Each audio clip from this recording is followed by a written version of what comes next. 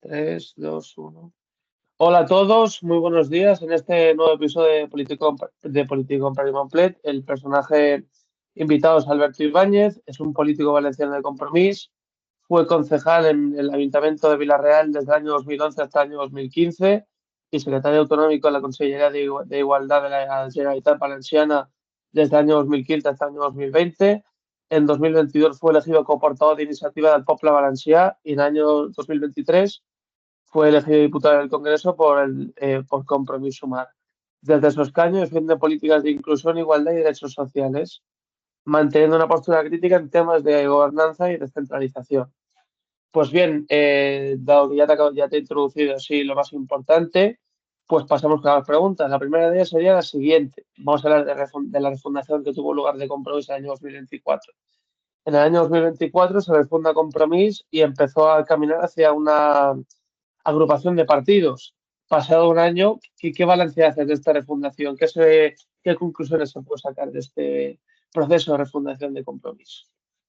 Bueno, yo creo que Compromís tenía una tarea pendiente importante, que era la de dotarse de estructuras comunes que fueran más allá de la mera coalición electoral entre tres partidos, que éramos MES, anteriormente el Bloc, Iniciativa y els Verds Equo, y avanzar para dar espacio a aquella gente que bien es directamente de Compromís o bien está en una de estas sensibilidades y quiere participar de una manera más directa. Actualmente está concluyendo una negociación en una mesa de partidos para ser una federación que nos permita ser más ágiles y dotarnos de una dirección política más cohesionada. Yo creo que estamos avanzando en ello y que es un buen momento en lo orgánico en ese sentido de avanzar y al mismo tiempo, obviamente, después de lo sucedido en la Dana, pues muy puestos en ser la alternativa, ¿no?, a ese gobierno negligente de Carlos Mazón.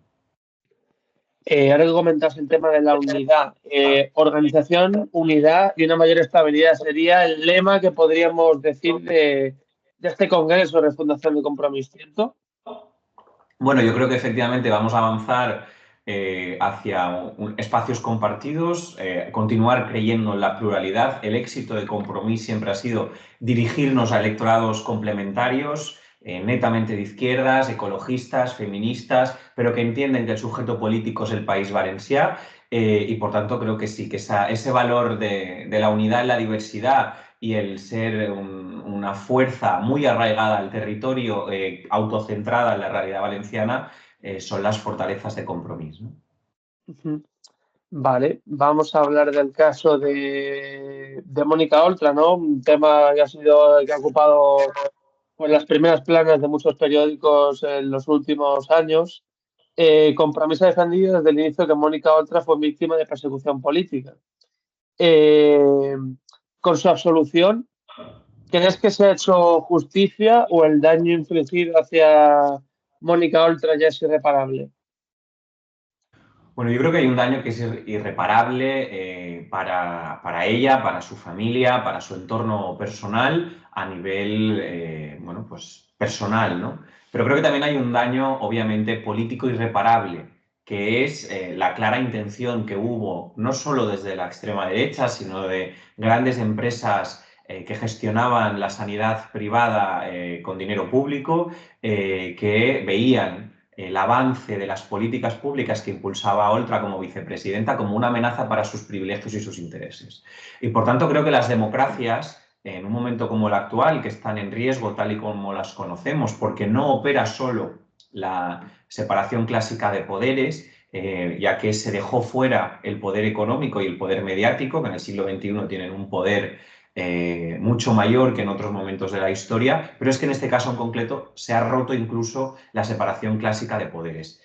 Aparte, muchas veces se cree que el lawfare es una reunión en un despacho donde directamente se compra al juez o se prevarica. No, el lawfare no funciona solo así. El lawfare también funciona aprovechándose de las garantías que un Estado de Derecho tiene que dotarse para cualquier ciudadano o ciudadana y aprovecharse de ello. Creo que este es un caso donde el juez instructor, que ha archivado varias veces el caso porque en un principio no consideraba ni abrir la investigación porque no había indicios suficientes, cuando le obligó la audiencia, que como saben es un juzgado más politizado que uno de instrucción cualquiera, y posteriormente también el TSJ, que como saben es digamos, el Poder Judicial, donde está la parte más politizada, insistió en que no había nada y finalmente, hace ya un año, obligaron a reabrir el caso, diciendo el juez directamente: lo abro por imperativo legal, porque por jerarquía me obligan, pero aquí no hay nada.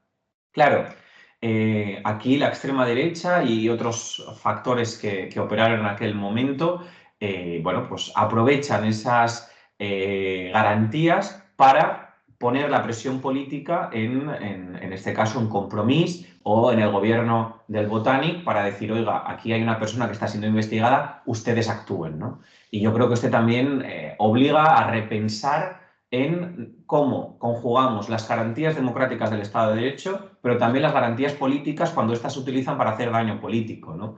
Y por tanto, ciertos populismos como una persona imputada tiene que abandonar el cargo y luego ya se verá, es evidente, y no solo en el caso Mónica Oltra, lo vimos en el caso Vicky Rosell, lo vimos en el caso de Alberto Rodríguez en Canarias, o lo vimos en el caso del presidente de Brasil, Lula, donde incluso fue ilegalmente a la cárcel, ¿no? Por tanto, creo que las fuerzas de izquierdas o las fuerzas democráticas que no pertenecen a ese turnismo que el Poder Judicial con el bipartidismo han tenido siempre, deberíamos ser más prudentes para proteger a nuestros liderazgos. O sea, si a modo de conclusión tú dirás de que en un momento dado ciertas personas del estamento político más ligados a la derecha y los poderosos tenían como miedo, ¿no?, a estas políticas de igualdad que estaba impulsando Mónica Oltra y a partir de ahí pues se montó todo, decidieron ir a por ella, ¿no? Podemos sacar Sí, sí, esta sí, conclusión. sí, claramente. Vale, de acuerdo. Vale, continuamos hablando de este tema. La reapertura del caso, como estábamos comentando, en su momento generó críticas desde su partido hacia la audiencia provincial. ¿Cómo valoras ahora, ya que ha pasado un tiempo, la actuación que tuvo el sistema judicial en este asunto? Bueno, lo decía antes, ¿no? Yo creo que por un lado es la parte del juez instructor, que al final ha hecho su trabajo, incluso en contra de su propio criterio 3 veces, porque órganos superiores le han dicho: oiga, continúe usted investigando, y él decía: es que no hay nada, pues investigue más, es que no hay nada. Recuerden que aquí se investigaron 50.000 correos electrónicos, se imputó prácticamente hasta una persona que pasó por allí un día que no era ni funcionaria de la provincia de Valencia, donde presuntamente podrían haber ocurrido los hechos. Es decir, aquí hay ciertos errores, pero lo más grave de ello es la obcecación por parte del Poder Judicial, que no el juez instructor, en mantener abierta la causa, que hoy sigue abierta. Y sigue abierta por intentar evitar que Mónica Oltra juegue un papel político en un momento clave de emergencia democrática. También, insisto, Mónica Oltra ni hoy, ni ayer, ni hace 2 años está inhabilitada y por tanto puede ejercer cuando quiera cualquier rol institucional, sea en un gobierno o en la oposición. A partir de ahí, creo que efectivamente desde Compromís y cualquier fuerza democrática, y yo sigo esperando al Partido Socialista, cuando el presidente del gobierno, Pedro Sánchez, se tomó 5 días para reflexionar, creo que desde Compromís y otros espacios políticos fuimos muy empáticos, muy comprensivos, porque éramos conscientes de cierta maniobra por parte de poderes fácticos y del Poder Judicial hacia la figura del presidente. En cambio, nunca hemos escuchado al expresidente Chimo Puig salir a defender a la persona que le convirtió en presidente. No podemos olvidar que Chimo Puig sacó los peores resultados del Partido Socialista y fue por un éxito aclaparador de la candidatura de Oltra la que le permitió ser presidente de la Generalitat. Las políticas progresistas que hoy se recuerdan del gobierno del Botanic muy mayoritariamente están vinculadas a la gestión de Compromís y particularmente a la figura de Oltra. Todavía estoy esperando a que Chimo Puig o Gabriela Bravo, que era consellera de Justicia en aquel momento, admitan que aquí el Poder Judicial se equivoca o, en el peor de los casos, está interviniendo para quitar a un actor político de primera magnitud y, por tanto, está atacando a la soberanía democrática de nuestro país. ¿Se percibe desde Compromiso, lo que comentabas, como que los socialistas no os agradecen lo que debería de ser el haberles dado al gobierno, como tú has comentado, a pesar de sus malos resultados en las anteriores elecciones autonómicas? Bueno, quizá nos equivocamos. Yo creo que Compromís se equivocó varias veces, también porque aguantar la presión mediático-empresarial del Partido Socialista es muy complejo, también porque es evidente que en el 2015 la necesidad de cambio en el País Valencià era tremenda, después de las mayorías absolutas aplastantes y corruptas del Partido Popular, pero en aquel momento creo que, viendo los números de cómo habían votado los ciudadanos, es evidente que la presidenta tuvo que ser otra.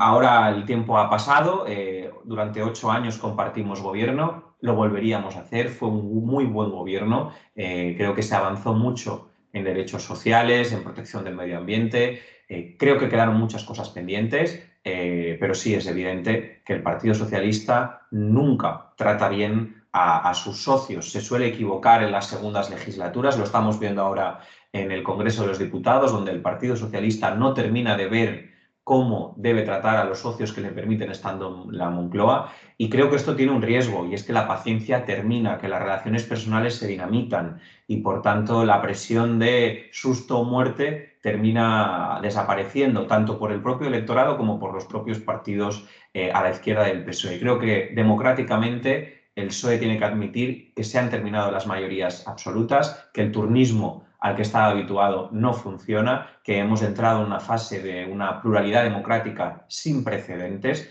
y que esto no solo es conceder a Junts favores para que no se enfade Puigdemont, sino conrear consensos con el conjunto de las fuerzas democráticas que hay en el Congreso, porque allí se suma y en el caso de que pueda sumarse la Generalitat también. Por tanto, bueno, lo que está aprendido es que lo que hasta ahora servía, que era que el que tiene un voto más tiene que tener la presidencia, pues a partir de ahora quizá no. Y tienen que operar otros factores para ver quién es capaz de responder mejor a las ansias de cambio. Vale. Bueno, pues vamos a entrar en el tema de la Dana, que bueno, es el kit de la cuestión que ya traté con Nágueda hace un par de semanas y con Joan en diciembre.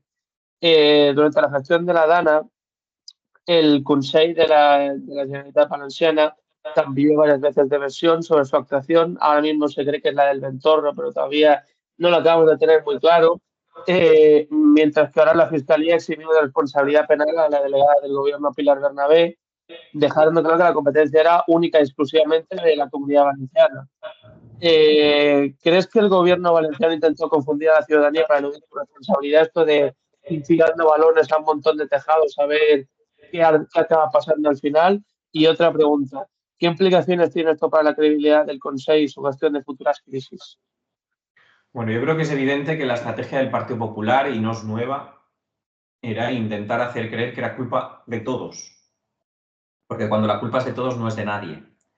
Y también intentar embarrar el debate para que no quedaran claras ni delimitadas las responsabilidades de lo que ocurrió el 29 de octubre y, por tanto, todo parezca que es una pelea entre partidos políticos. Porque, desgraciadamente, en España hay cierta desafección política que confunde el partidismo con la política. Esto es un gran triunfo del franquismo sociológico, que hace que cuando se denota cierto ruido entre partidos la gente desconecta. Esto el PP lo tiene muy estudiado y, por tanto, era una de sus principales bases de defensa. Aquí la culpa era de todos. Y es que, bueno, tú crees que soy yo porque eres de otro partido, pero yo creo que eres tú porque soy del otro partido. Por tanto, es una cosa de políticos, paso. Pero esta vez no ha colado. No ha colado, uno, porque legalmente es clarísimo que las competencias en materia de emergencias la tiene la Generalitat Valenciana. Dos, porque la ciudadanía ha visto cómo han actuado las diferentes administraciones. Ojo, creo que el Partido Socialista podía haberlo hecho mejor también, ¿eh? Y esto opera en que el sábado tenemos una manifestación, como los últimos 6 meses, multitudinarias, donde la ciudadanía tiene muy claro que a quien hay que pedir explicaciones es al Consell de Carlos Mazón, no solo a su figura, porque el resto del Consell y el grupo parlamentario, tanto del PP como Vox, sustentan esta estrategia, una estrategia trampista, donde hemos visto que se cortan audios para dar a creer a la ciudadanía versiones falsas incluso se altera con inteligencia artificial fotografías. En fin, estamos ante una estrategia muy dura, muy parecida a la que vivimos los valencianos con el accidente del metro o la que se vivió en los atentados de Atocha en Madrid. Por tanto, creo que es evidente que la estrategia del PP fue marear la perdiz, pero que no les ha salido bien esta vez. Bueno, aparte, si hacemos un poco la cronología y llegando a la sesión de control en el Parlamento Valenciano de esta semana, ya vemos a un Mazón un poco muy subido, que es lo que a mí me sorprende, ¿no? Hay un grupo parlamentario del PP que un diputado incluso ha llegado a proferir insultos hacia la ministra Diana Morán y a la delegada Pilar Bernabé. Esto dice mucho, ¿no? Claro, porque ¿de qué se tiene que sentir orgulloso el señor Mazón, como él comentaba? Carlos. Sí, sí, sí. Yo creo que la estrategia creo que se han quitado la careta y por tanto son la derecha desacomplejada, que ya no necesita filtros de corrección institucional. Hemos visto los ataques machistas a la ministra Morán, hemos visto cómo se insulta de manera constante a la oposición, cómo se secuestra el Parlamento, cómo hay una comisión de investigación fake, cómo ese tono machirulo de Mazón de que tenga lo que hay que tener, aquí el que tengo huevos soy yo, ¿no? Bueno, a mí me recuerda a un cuñado a altas horas de la madrugada después de haber tomado demasiada casalla. Y creo que esto no puede Vale. ser y creo que esto no puede ser la imagen del presidente de los valencianos. Creo que efectivamente la pregunta, la credibilidad del Consejo ahora mismo está por los suelos. Creo que esto no puede servir para tener pulsiones recentralizadoras, porque esto no opera porque haya una complejidad competencial, donde hay unas competencias autonómicas y unas estatales, sino porque hay una inutilidad palmaria por parte del señor Mazón y porque hay una ideología detrás que el día 29, más allá del ventorro, no tomaron decisiones porque no querían poner en riesgo los beneficios empresariales del lobby turístico y porque no querían suspender la sesión que había en Les Corts para permitir construir a 200 metros de la playa. Por tanto, aquí no solo es que las muertes eran evitables, es que hubo dolo porque protegieron los intereses minoritarios de la ideología capitalista a el interés general y el derecho a la vida de los valencianos y las valencianas. Y también otra cosa muy llamativa, que a mí personalmente, bueno, me repugna directamente es la actitud que está teniendo el PP con el señor Mazón, que no solo no le enseñó la puerta de salida del liderazgo del PP valenciano, sino que le han llegado a salir vídeos por ahí de toda la plana mayor del partido aplaudiéndolo y vitoreándole a un señor que, bueno, ha hecho todo lo que ha hecho. En fin. Sí, les faltaba ponerse ¿Qué podemos comentar de esta actitud del Partido Popular? Bueno, yo creo que les faltaba ponerse la corbata en la cabeza para terminar la fiesta que habían empezado a las 7, ¿no? A mí me da asco también esa actitud. Creo que es muestra de la debilidad extrema de Feijóo al frente del Partido Popular, porque al final el Partido Popular es un partido centralista español y por tanto las decisiones se toman en Génova.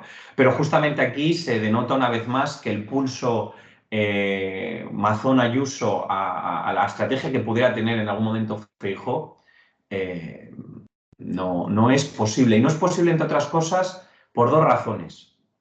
O bien lo hacen por intereses partidistas de mantener cargos políticos colocados, lo cual es repugnante, o bien lo hacen porque no les molesta que Mazón se haya convertido en el hombre fuerte de Abascal en la Comunidad Valenciana. Porque yo no sé qué me da más asco.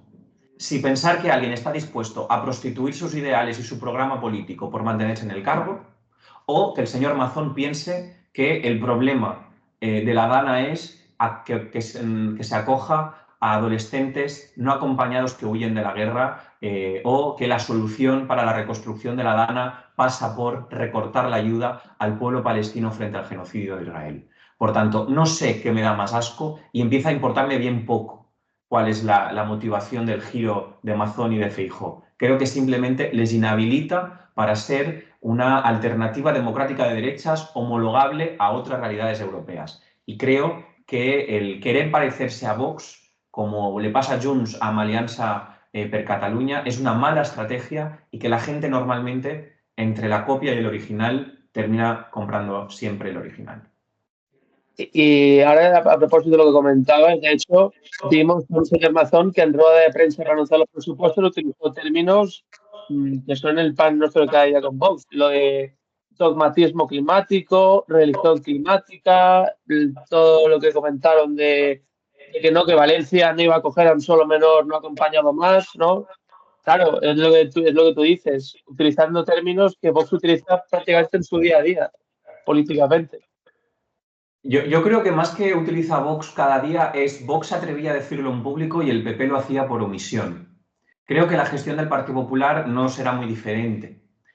Ya estaban poniendo dificultades a las entidades que acogen a personas migrantes. Ya estaba poniendo políticas que iban en dirección contraria a los acuerdos internacionales de mitigación y descarbonización para luchar contra el cambio climático. Pero disimulaban y decían, no, nosotros votamos el Pacto Verde en Europa, no, nosotros respetamos los derechos humanos, no, nosotros... Es decir, sobre el papel defendían los acuerdos internacionales de consensos básicos europeos, pero con su gestión lo dinamitaban. Ahora han decidido simplemente ser coherentes con su acción de gobierno también en el discurso público, aparte de supurar un odio hacia gente muy vulnerable para intentar efectivamente que la discusión pública no esté en la figura del señor Mazón, sino en debates mucho más pasionales de si son las personas migrantes las que nos están quitando el pan. Bueno, a mí me parece de un nivel democrático fascista y por tanto que tiene que tener nuestra oposición firme, ¿no? Vale, continuemos hablando sobre el tema de la Dana. Recientemente el presidente Mazón algo tuvo lugar creo que la semana pasada, no recordar, se reunió en el Palau de la Generalitat con creo que fueron 4 o 5 familiares de víctimas, tengo entendido, tras meses de protestas por parte de estos y según informes fue el propio jefe de gabinete del presidente Mazón el que bajó a la calle e invitó a 4 o 5 personas, tengo entendido, a subir a reunirse con el presidente. Dado que esta reunión se produjo después de que los familiares expresaron su malestar por la falta de atención gubernamental y considerando que Amazon ha acusado a la oposición de usar el dolor de las víctimas, ¿consideras que estas acciones responden a una genuina voluntad de diálogo y reparación o más bien a que ya después de tanto tiempo de gente manifestándose en su contra ya ha sucumbido y ya, pues mira, me voy a reunir con esto ya pues por la presión que me están haciendo? ¿Qué opinas? Bueno, a ver, es verdad que aquí tenemos muy presente la relación que tuvo el PP con las víctimas del metro, ¿no? De hecho, la primera reunión oficial que tuvieron el gobierno valenciano del Botánic en el 2015 fue recibir a las víctimas del metro que nunca habían sido recibidas por el gobierno. Es por eso que el PP tiene esa presión, porque tiene ese recuerdo, ¿no?, de lo que les costó electoralmente dar la espalda a esas víctimas. Y creo que efectivamente, bueno, pues atendieron a estos familiares. Ayer también recibieron a otra asociación de víctimas que le pidió abiertamente al presidente Mazón que dimitiese. Bueno, yo entiendo que intenten reunir a las víctimas y escucharlas, pero no puede haber reparación de alguien que no reconoce el daño. Y el señor Mazón no reconoce dos causas fundamentales. Una, que es la causa obvia, que es el cambio climático. Y es que los episodios climáticos extremos cada vez son más habituales y más violentos. Y por tanto, un gobierno democrático que cree en la ciencia lo que debería hacer es luchar para mitigar estas consecuencias, cambiar el modelo económico para que esto no suceda en fin, es evidente que Mazón ni cambia el modelo productivo de nuestro país, ni tampoco dispone de políticas públicas de mitigación. Por lo tanto, la causa original de la Dana no la va a reparar. Y la otra es la negligente gestión de un presidente que se escapó durante la emergencia. No sabemos muy bien por qué, al Ventorro, a un restaurante, a un reservado durante horas, y luego tampoco fue al puesto de mando hasta mucho más tarde. Y es evidente que eso tampoco lo va a reparar, porque él mismo no acepta que su obligación era estar en el puesto de mando. Y aquí no hay literatura ni interpretación de la norma. Es que aunque la norma no dijese que tiene que estar el presidente en persona en el puesto de mando, cualquier líder político, cuando su país vive la emergencia, la catástrofe natural más grande que se recuerda, no tiene alternativa en su agenda que estar allí. Es que esto no es solo un encaje jurídico de cumplimiento de normas, es un encaje democrático de la responsabilidad política. ¿Qué puede haber más importante en la agenda de un presidente que estar al mando de la emergencia? Y esto tampoco lo va a reparar. Por tanto, es evidente que no queriendo reparar el daño y sobre todo no comprometiéndose a la no repetición, bueno, puede recibir a las víctimas, pero es evidente que no, que con el perdón en la boca pequeña no se puede pasar página. Bueno, pasamos al siguiente bloque. Tú has comentado que las malas personas no deberían estar en política. Eh, hay muchas o pocas malas personas en política y en la política española. Es difícil esta pregunta, ¿no? A ver, yo no me gusta catalogar en buenas y malas personas. Esto es muy autoritario, ¿no? Y me da miedo. Creo que hay buenas y malas acciones y que todos podemos ser buena y mala persona al mismo tiempo, ¿no? Haciendo este marco general previo, sí creo que es evidente que en los lugares de poder, bueno, pues hay más psicópatas que los de no poder, pero no solo en la política, en las grandes empresas, en las grandes instancias judiciales en general, porque el poder en un mundo capitalista y machista se entiende así. A mí no me gusta, pero opera de esta forma. Pero yo sí que creo, y creo que en el último pleno Gabriel Rufián hablaba también de ello, ¿no? Hemos normalizado que haya malas personas. Y yo creo que puede haber distancias políticas importantes. Se despedía también esta semana Aitor Esteban del Congreso, con quien yo estoy en las antípodas políticas en muchos temas, pero es un señor educado, parlamentario correcto, solvente, que se lee los temas. Y en cambio parece que se premia a señoros y señoras también que actúan como orangutanes en el Parlamento, que no dejan hablar, que hacen de la mentira su discurso y su profesión, en fin, y por tanto creo que sí, creo que sobra mala gente en política. No solo en la derecha, también en la izquierda, y creo que ahí también tenemos que aprender y hacer mucha autocrítica. Creo que todo no vale en política, todo no vale para estar en el lugar que toca diciendo la frase que queremos y que, bueno, que la empatía y el respeto hacia el diferente debería estar primando a otros intereses. Ahora que comentabas el tema del Congreso, sí que es cierto, ¿no? Que, bueno, recientemente hemos visto un episodio de que la bancada del PP se levantó y se puso a dar golpes en el escaño, que creo que fue, bueno, y otros que han habido anteriormente, ¿no? Eh, Da ¿Qué se vergüenza. puede hacer? Sí, totalmente. O sea, y si yo opino que da vergüenza, no me imagino tú que debes de estar ahí viéndolo en primera persona. Eh, ¿Qué se puede hacer para que los jóvenes que ven eso y luego se desenganchan de la política para poder reconectarles con la política, como comentó Aitor Esteban en su despedida en el Congreso? A ver, yo también creo que hay cierta antipolítica en esto, ¿eh? Es decir, no hay más mala educación en el Parlamento que en otros sitios. Al final el Parlamento es un reflejo de la sociedad en la que vivimos. Probablemente, si miramos el algoritmo de las redes sociales tuyas y mías, los vídeos más cañeros, vamos a decir así, por ser elegantes, nos salen antes que vídeos calmados de reflexión profunda, porque en esta sociedad de la atención rápida es cierto que todos tenemos cierta tendencia al clickbait, a ver cómo va esto, ¿no? A ver la hostia que le da al otro, dialéctica, ¿entiendes? Entonces, bueno, sí que creo que esto obedece a una forma de la sociedad del siglo XXI actual. Pero sí que creo, a igual que digo esto, también digo que el Congreso debe ser punta de lanza, debe ser ejemplo de lo que debería ser la sociedad. Y por tanto tenemos una responsabilidad mayor de cómo nos comportamos, de cómo tratamos al diferente y a la nuestra propia gente, insisto. Bueno, yo hay muchas veces que cuando veo estos espectáculos pienso, deberíamos levantarnos e irnos. Y no volver a entrar hasta que esta gente se comporte. Pero claro, esto es lo que ellos quieren, ¿no? Ellos entienden que el Parlamento es suyo, que el gobierno debería ser suyo, que la justicia es suya y lo que quieren hacer es que nos vayamos. Bueno, creo que hay que intentar no entrar a ese tipo de discusiones. Creo que bueno, tenemos una muy buena presidenta del Congreso en el sentido que es muy magnánime, tratando por igual a los diputados indistintamente del color político, y creo que esto también en tiempos de anormalidad institucional hay que ponerlo en valor.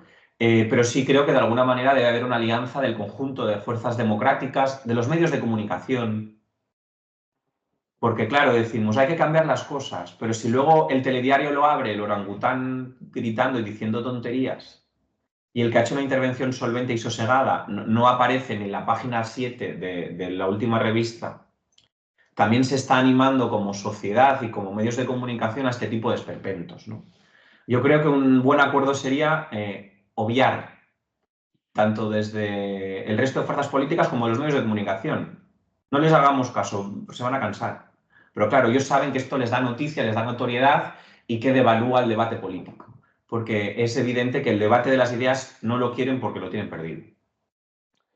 Ahora que vamos a seguir comentando el tema del Congreso. Recientemente también se está hablando de una nueva política contra el pseudoperiodismo para evitar de que según qué personas puedan entrar ahí a hacer preguntas irrespetuosas, a acosar y a, bueno, pues a hacer faltas de respeto, ¿no? Y a reventar los actos. Eh, ¿Cómo se puede determinar quién es periodista, quién no es periodista y cuáles deberían de ser las medidas más importantes de zona política del Congreso para evitar que este tipo de personas revienten la vida pública en el Congreso? No lo sé. Creo que lo honesto por mi parte es decir que no lo sé. De hecho, me genera muchas dudas. Porque si aceptamos esto hoy, si espero que en mucho tiempo la mayoría de la mesa del Congreso está a manos de la ultraderecha, ellos van a determinar quién es periodista y quién hace buenas preguntas. Es que creo que hay un problema cuando el fascismo opera en sistemas democráticos. Porque la grandeza de la democracia es que les da espacio a su libertad de expresión, que ellos utilizan. Hablábamos antes en el caso de Mónica Oltra cómo las garantías del Estado de Derecho son aprovechadas por la extrema derecha para tumbar políticamente. Esto es exactamente lo mismo. Las garantías de que cualquier periodista pueda preguntar a un diputado o una diputada son utilizadas para tumbar políticamente. Yo creo que hay casos que son más claros, es decir, si usted está en nómina de un partido político, no puede operar como periodista porque está en otro lado, pero en el resto lo veo complejo. Porque en un sistema ideal, pues es que probablemente Vox no existiría. No haría falta ilegalizarlo porque la gente no les votaría. En un sistema ideal, la gente no leería este tipo de tabloides ni seguiría a estos pseudo periodistas. Pero yo le he de reconocer que no tengo la solución, me da miedo la solución, pero también tengo claro que no se puede continuar igual. Creo que particularmente aquellos que son portavoces y que tienen más ruedas de prensa y tal, incluso por respeto a los compañeros periodistas, ¿no? A los que no les dejan ejercer su trabajo y tal. Pero también creo que el debate no puede operar solo en la formalidad del que hace cosas que se salen de la normalidad. Creo que el debate también tiene que estar en cómo se ha acumulado medios de comunicación en pocas manos. Creo que también rompe la democracia que un propietario tenga 2 teles, una radio, 3 periódicos, 2 webs, un podcast y obedezca la línea editorial al interés económico de esa propia empresa. Creo que el debate en el sistema actual de cómo opera lo mediático en la democracia no tiene que ser solo si un maleducado, que aparte suelen tener una educación muy de misa, de perdone que le está hablando usted y no me gustaría molestarle, pero a usted es un hijo de puta, ¿no? Es decir, saben no generar rechazo social a cierta gente, ¿no? Creo que el debate tiene que ser mucho más profundo, de cómo las democracias liberales han fracasado porque el capitalismo ya no necesita de la democracia. Y que esto opera en todo esto. Vamos a hablar del tema de los menores extranjeros, que lo estábamos comentando hace un momento. Canarias tiene actualmente 5.000 de estos menores no acompañados. Es la primera comunidad autónoma con más menores no acompañados. La sigue Cataluña con 2.241, además de 4.208 de los cuales son mayores de edad. Y aquí es donde el gobierno recibe más ataques por destinar 24 menores a Cataluña y más, y más al resto de comunidades. Una de las voces más discrepantes con esta cuestión es el presidente de Castilla-La Mancha, el señor Paje. Cuando su comunidad tiene actualmente tiene 95 de estos menores extranjeros no acompañados. ¿Qué opinas de esta cuestión? Bueno, es que el señor Paje, si Feijóo, en fin, si Mazón es el hombre fuerte de Abascal, pues Paje es el hombre fuerte de Feijóo, ¿no? A mí eso no me preocupa. Pero creo que este debate es de fondo, es decir, un país que acoge a 100 millones de turistas, ¿en serio es incapaz de acoger a 4.000 menores que huyen de la guerra, del hambre y de la persecución? Es que este debe ser el marco. Todo lo demás es en fin, terrorismo. Es decir, es que 100 millones de turistas y no podemos acoger a 4.000 adolescentes. Yo no me puedo sentir cómodo. Y yo que he sido muy duro con la posición en materia migratoria del Partido Socialista y de Junts, porque creo que comprar la agenda de la extrema derecha solo beneficia a la extrema derecha, creo que en este tema, particularmente el Ministerio de Infancia, han buscado un acuerdo que es equilibrado. Y es que los sistemas de protección y acogida se tiene que ver no solo lo que llega nuevo, sino lo que se ha estado acogiendo. Por tanto, yo ahí no entraría a pegarme si a una comunidad autónoma le dan más, menos, tal. Creo que deberíamos poder acoger a más. Porque a mí me gustaría que acogieran a mi hija. Por tanto, yo creo que cualquier persona humanista, cualquier persona con unos valores cristianos, ¿no?, que son mayoritarios en la sociedad española, cualquier demócrata, cualquier constitucionalista, no permitiría que este debate estuviera encima de la mesa. No hay debate. ¿Cómo no vamos a acoger a chavales de 16, de 17 años que huyen de la guerra, que huyen del hambre, que huyen de olas de calor insoportables que conducen a la muerte?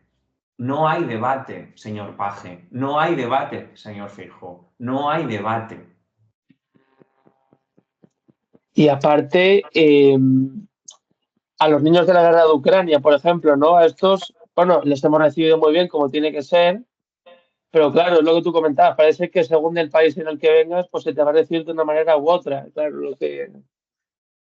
Por Sí, eso, es decir, porque tengamos el debate, seamos honestos.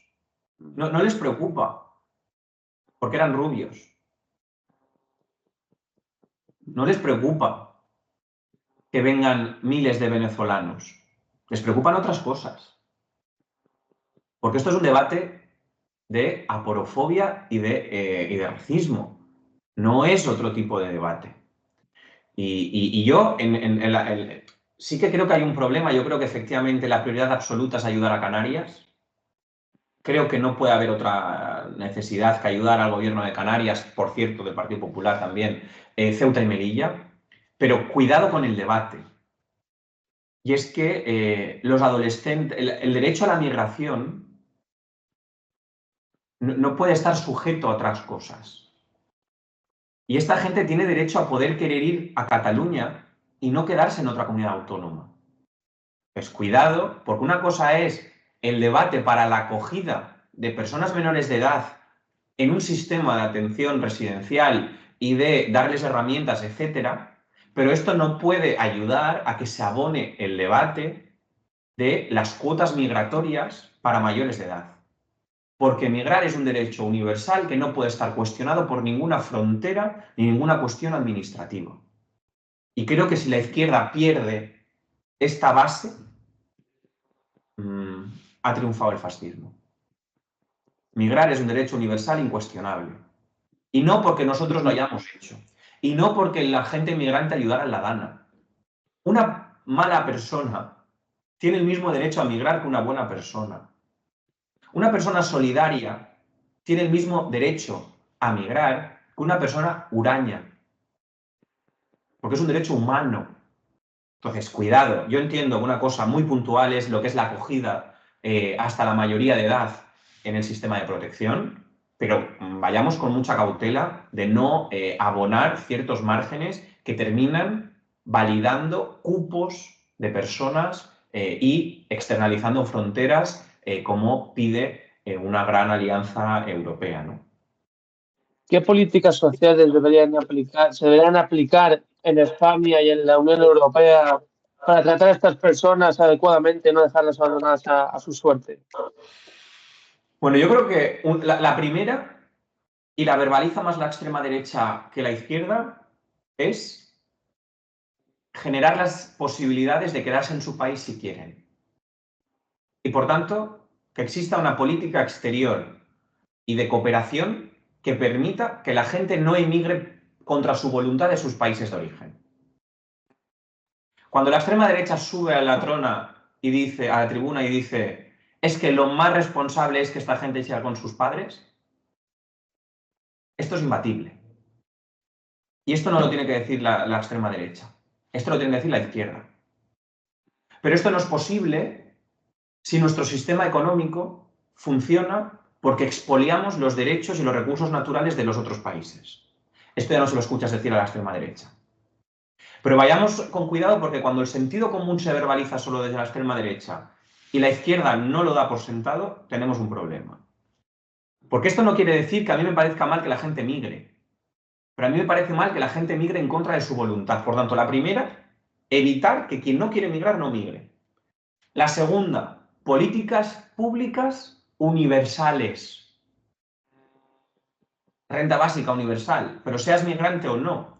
Porque hemos observado históricamente que las políticas que no son universales no llegan a los colectivos más vulnerables.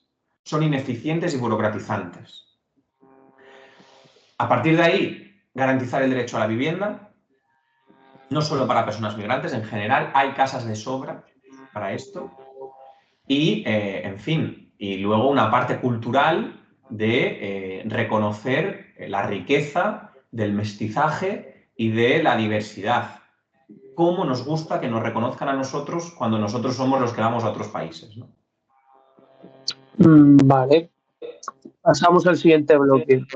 Eh, ¿Por qué se intenta en algunos partidos políticos influenciar a la ciudadanía con falsedades, ¿no?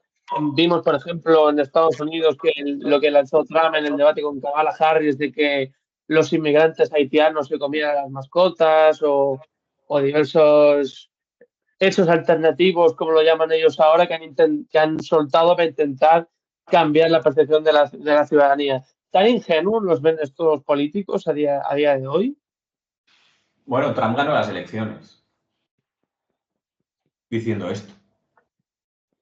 Pero los políticos o la sociedad, en el día a día no hay mentira. En las relaciones personales no hay cada vez más mentira, más postureo, menos honestidad. Pues no lo sé, dependerá de la persona, del contexto.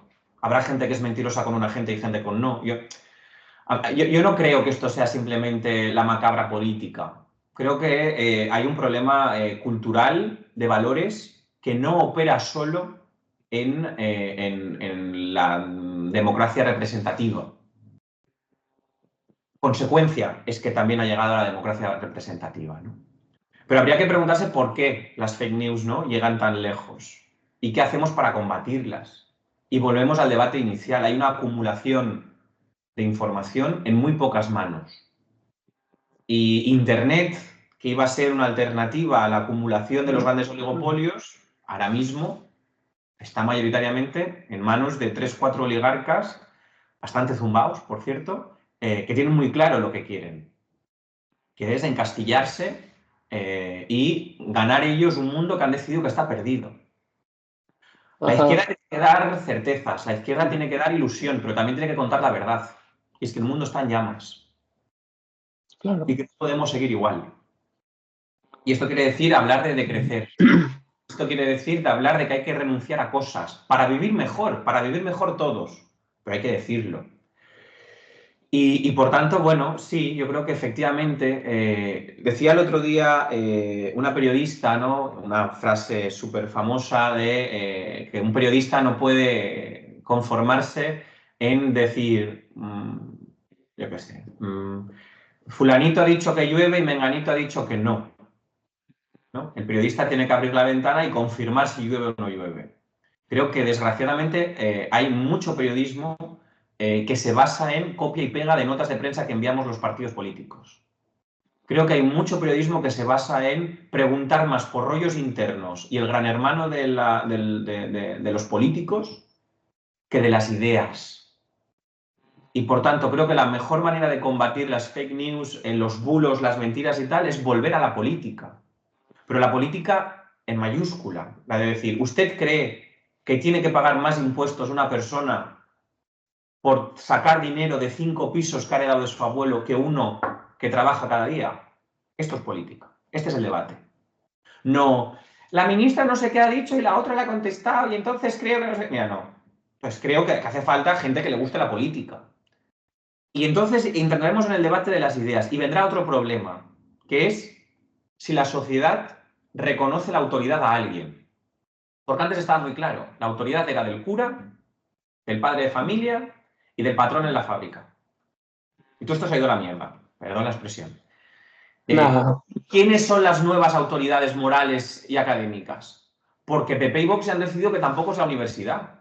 Mazón ha dicho que la universidad, ¿por qué? Y lo ha dicho cuestionando la unidad de la lengua valenciana, lo ha dicho, bueno, incluso la propia ortografía, lo ha dicho en materia climática.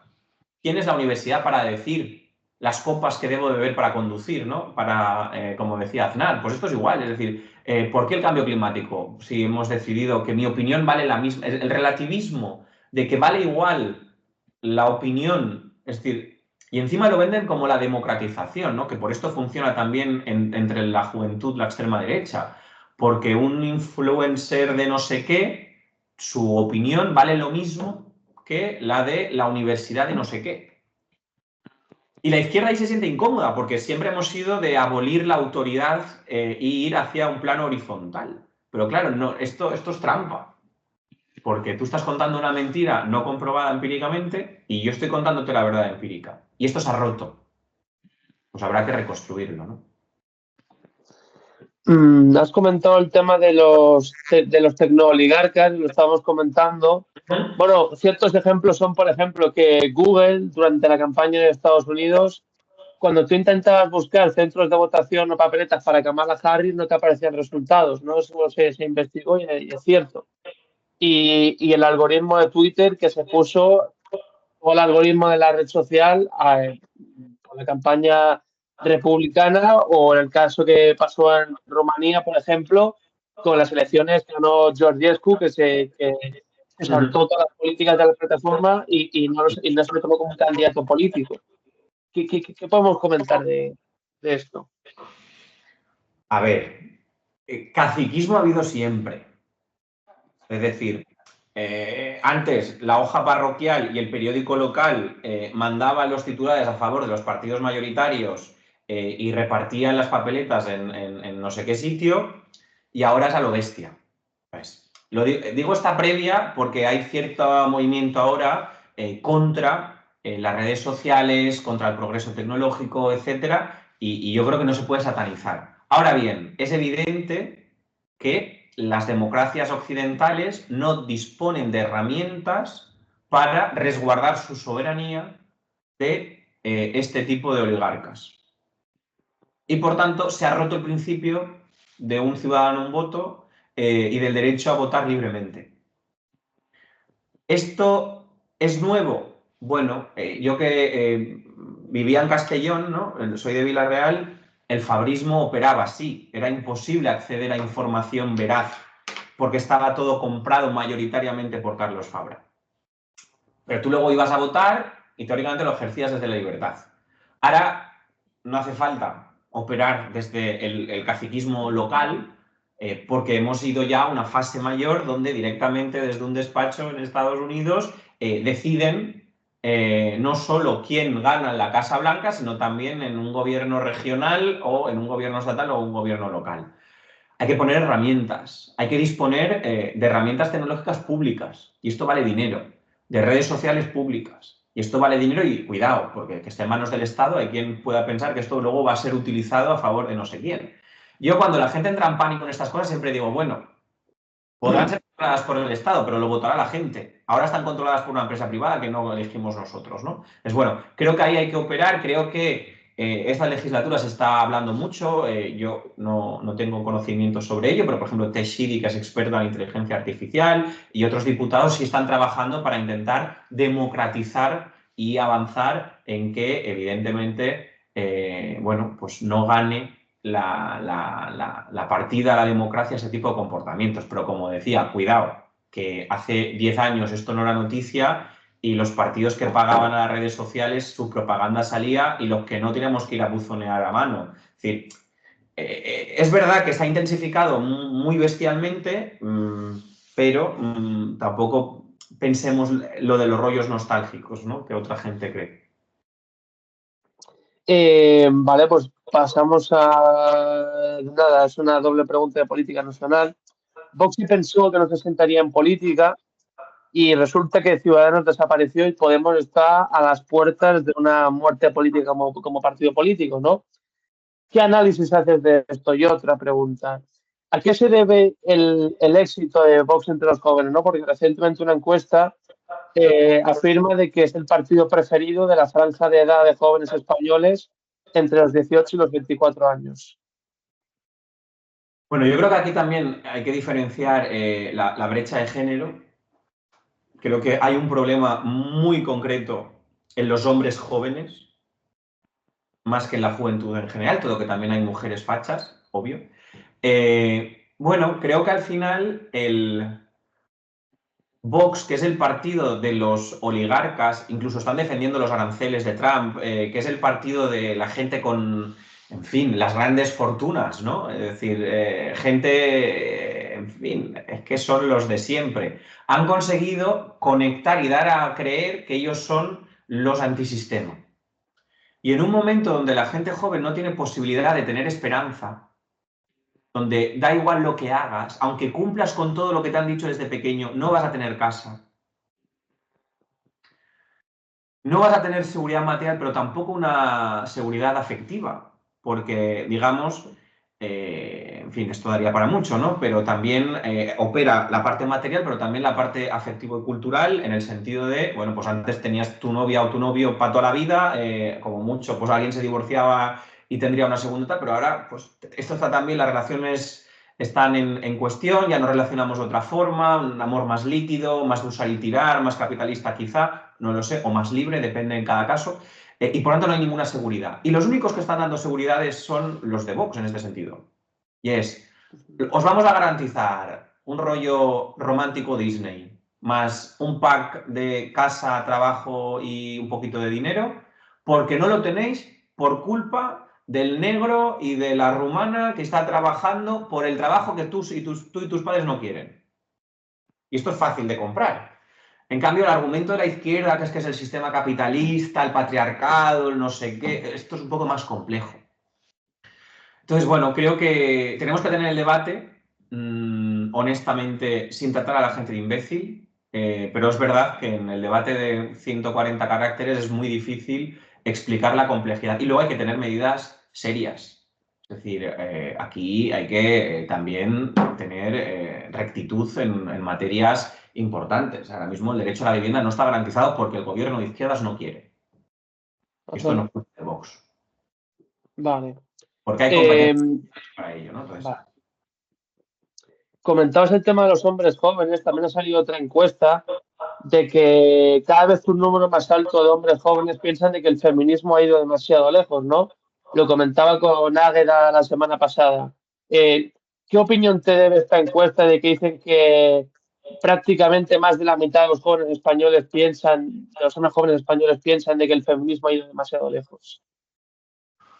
bueno, pues que si lo piensa tanta gente habrá que pensar.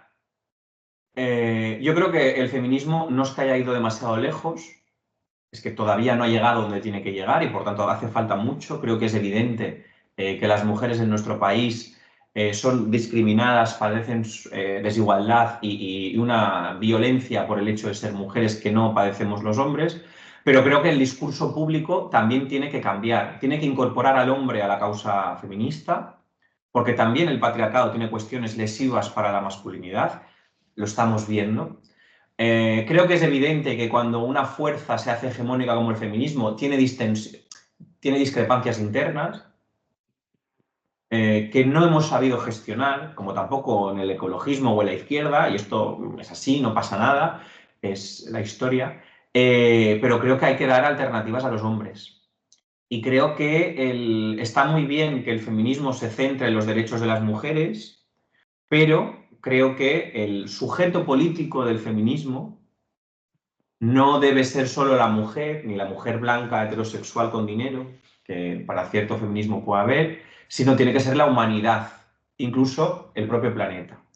Pero el hecho que para poder hablar de esto tenga que utilizar la palabra sujeto político quiere decir que ya hemos perdido el contacto con la realidad. Y Claro, esto también nos lo tenemos que hacer mirar. Entonces, al final, creo que cuando los debates académicos imprescindibles sustituyen el debate del sentido común, tenemos un problema de desconexión de la realidad. Y creo que aquí, por falta o por rapidez de la hegemonía feminista, hay muchas veces que no hemos tenido la habilidad de adaptar el discurso al medio. Voy a poner un ejemplo que quizás sea polémico y la cague y luego me riñan y tal, ¿no? La cultura de la violación.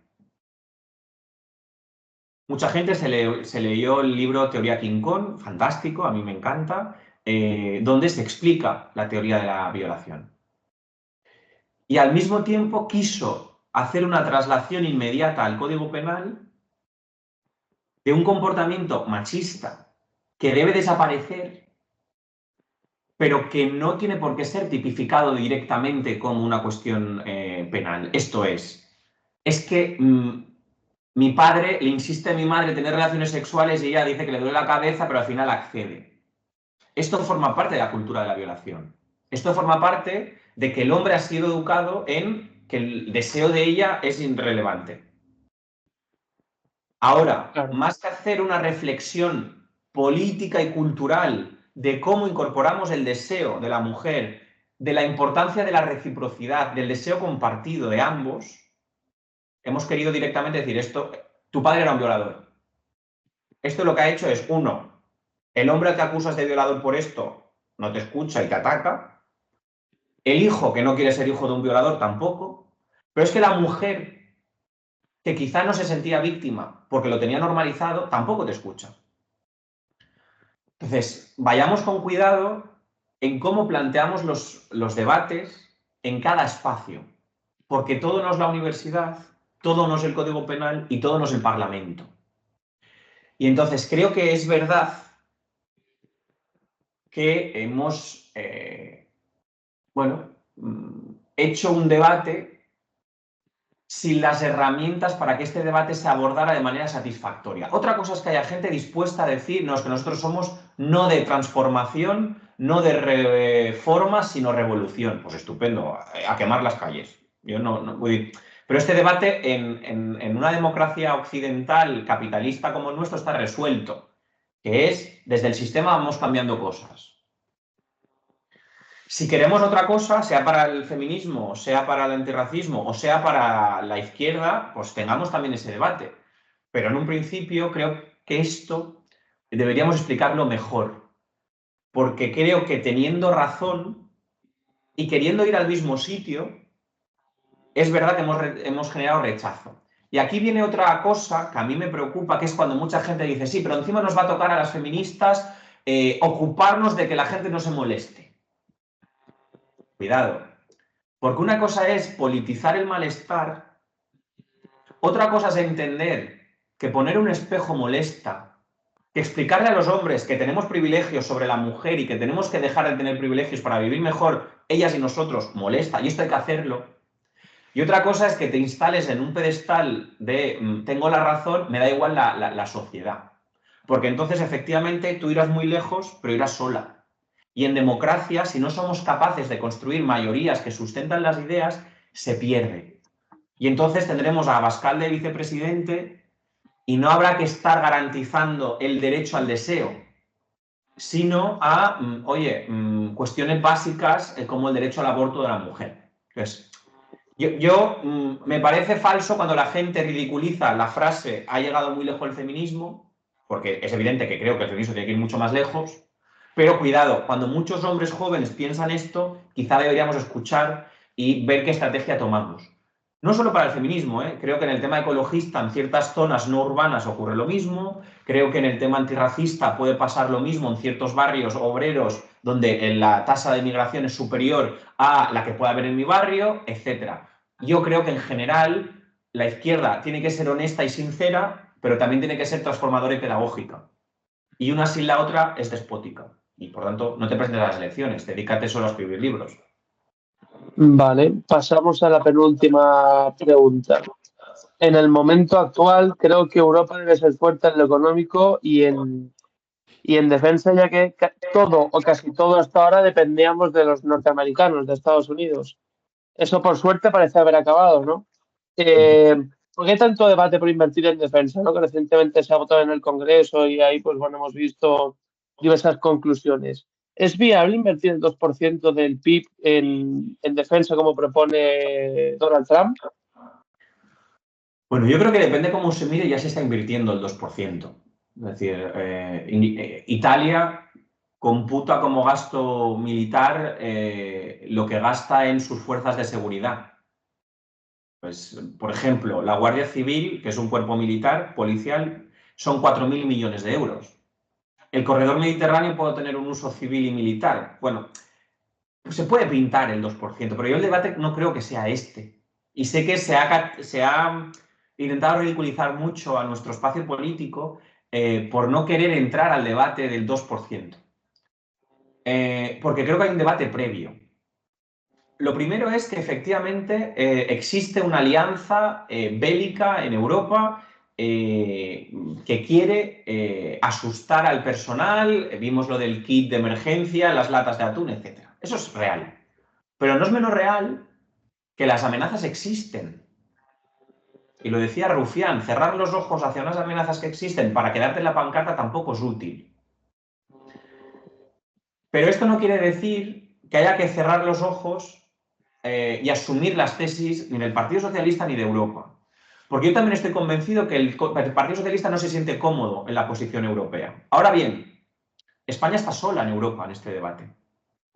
Y por tanto, hay que hacerlo con inteligencia y sin querer aprovechar un debate externo para ganar internamente en el país posiciones partidistas. Esto es profundamente irresponsable. Porque creo que tenemos una oportunidad histórica para que Europa sea algo más. Y yo soy profundamente europeísta y creo que efectivamente el romper el vasallaje, la dependencia extrema de Estados Unidos es una oportunidad histórica. Y voy a poner un ejemplo que quizás se entienda mejor. Yo soy partidario del boicot a Israel. Vale. Pero boicotear a Israel supone invertir más en defensa. ¿Por qué? Porque casi todas las licencias de tecnología militar española son propiedad de Israel o de Estados Unidos. Si boicoteo estas, necesito producir propias o comprarlas de nuevo. Y esto supone que temporalmente invierta más, para luego invertir menos o depender menos de países de los que no quiero. Por tanto, yo creo que no hay que invertir más. Pero si se invierte más para depender menos de Estados Unidos y que a la larga dediquemos menos a defensa, también me parece un debate inteligente. Lo que creo es que ahora mismo el debate no se tiene porque se carece de información, y esto es una cosa que desde Compromís hemos pedido al Partido Socialista. Queremos ver los números bien, queremos ver el debate de qué modelo de seguridad y de defensa quiere Europa. No se tiene el debate tampoco teniendo en cuenta la parte medioambiental. La industria de la guerra es profundamente contaminante y la mitad no, casi todas las guerras en este mundo se están haciendo por el control de recursos naturales extremos. Por tanto, pegarte para controlar unos recursos que se van desapareciendo, generando que desaparezcan más rápido porque contaminas más, también es del género imbécil. Ahora, esto no lo puede decir solo Europa, y mientras que el resto se esté matando y se quede todo, y nosotros nos quedamos fuera. Y luego también la izquierda española tiene que asumir lo que nos pasó en la República. Cierto. Es que yo soy pacifista y me siento muy cómodo con las tesis pues en fin, históricas del no a la guerra, no belicistas, etc. Ahora bien, este país cayó en manos del fascismo y de una dictadura militar porque el bando sublevado franquista contaba con el apoyo de otros países y nosotros estábamos solos excepto gente maravillosa a título individual.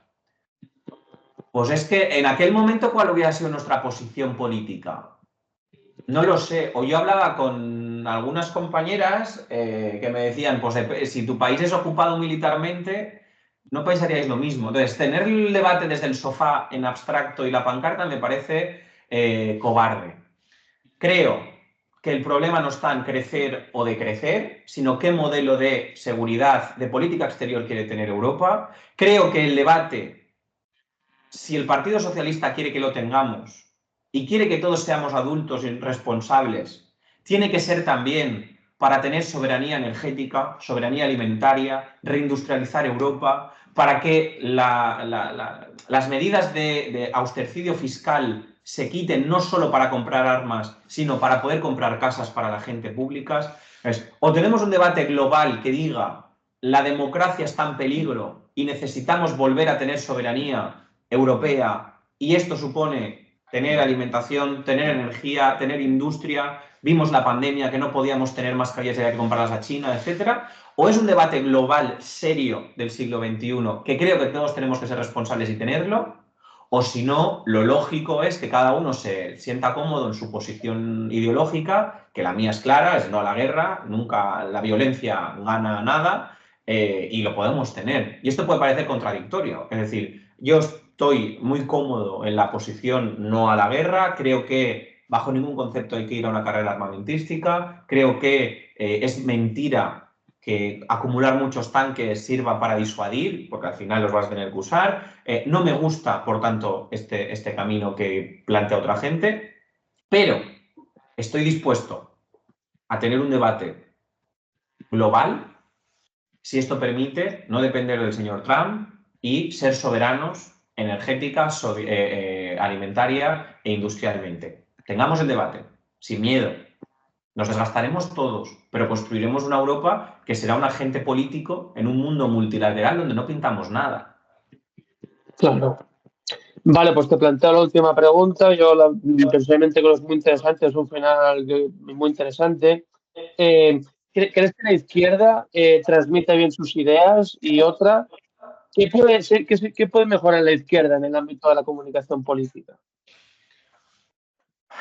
A ver, mira, a mí me gusta mucho un sociólogo valenciano, Josep Vicent Marqués, que decía que para una persona de derechas el mundo es perfecto excepto algunas pequeñas cosas, pero que para una persona de izquierdas el mundo es un desastre excepto algunas pequeñas cosas. Y por tanto, comunicarse a la contra es más complejo, menos sexy y mucho menos satisfactorio. Y creo que es verdad, creo que esto no es si la derecha se comunica mejor o menos. Estamos jugando en el campo de fútbol contrario y por tanto lo tenemos más difícil. Ellos se conocen mucho mejor el terreno de juego. ¿Creo que la izquierda puede hacer mejor comunicativamente? Sí. La primera es volver a la militancia real, a la calle, al barrio, a los lugares de trabajo, a desacomplejarse de politizar nuestro día a día. El segundo es hacer menos caso a todos los expertos en comunicación política. No se puede profesionalizar el discurso político. Y esto no quiere decir que luego no te tengan que dar herramientas para llegar mejor, para moverte mejor, etc. Pero ellos tienen que explicarnos el cómo, no el qué. Y creo que eso es una deriva de la izquierda peligrosa. Y luego creo que efectivamente tenemos que estar menos enfadados y dar más certezas y explicar que nuestro modelo, que nuestro planteamiento es para que vivas mejor, no para reñirte porque lo hagas mal. Vale. Bueno, pues espero que os haya gustado esta entrevista. A ti, Alberto, y a vosotros, audiencias. Antes te quieres despedir de mi público antes de parar de grabar, pues te dejo que te despides y ya paramos de grabar. A ver, Pues nada, pues muchísimas gracias, he estado muy a gusto. Una conversación larga donde he podido matizar muchísimas propuestas Y nada, espero que sea productiva y que nos vemos otra vez. Nada, pues el domingo 30 de marzo volvemos con otro invitado de Político en Paris Plate y el invitado será Xavier Colás.